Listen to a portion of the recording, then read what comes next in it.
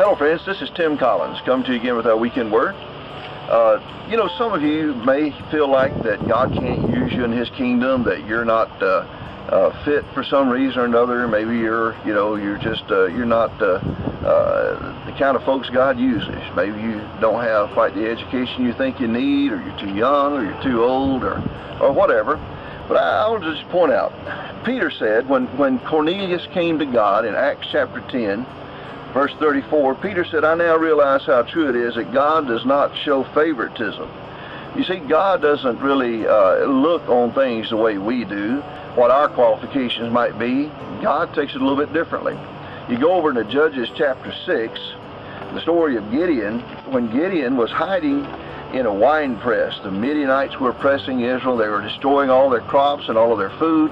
And so Gideon was inside just a small cylindrical vat that they used to press out the grapes, kneeling down, threshing wheat just a handful at a time to keep it away from the Midianites. And the angel came and called him a mighty warrior. And I'll read you what Gideon said. It was like he was just going to say, "Who, me? Who are you talking to? You can't be talking to me."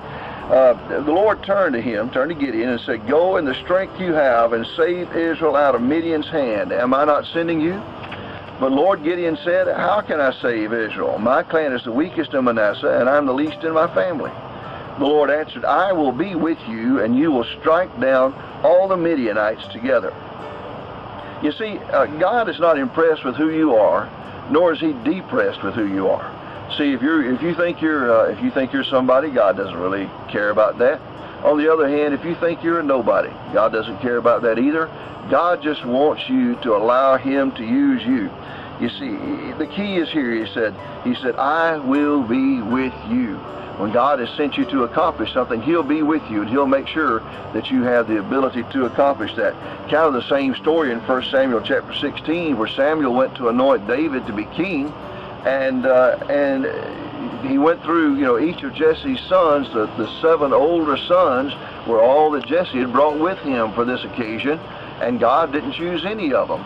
They finally had to go get David away from the sheep pen to come out, and that's who God wanted. David's own father didn't think he was king material, but God made the greatest king in the history of Israel out of David. He'll do the same out of you if you will simply agree to allow Him to use you. So don't let the devil or anybody else tell you that God can't use you. You just put yourself in God's hand, and He can use you to accomplish His purpose. Well, God bless you. I hope you'll be in church somewhere tomorrow, Sunday, worshiping God in spirit and in truth. God wants to hang out with you. We love you.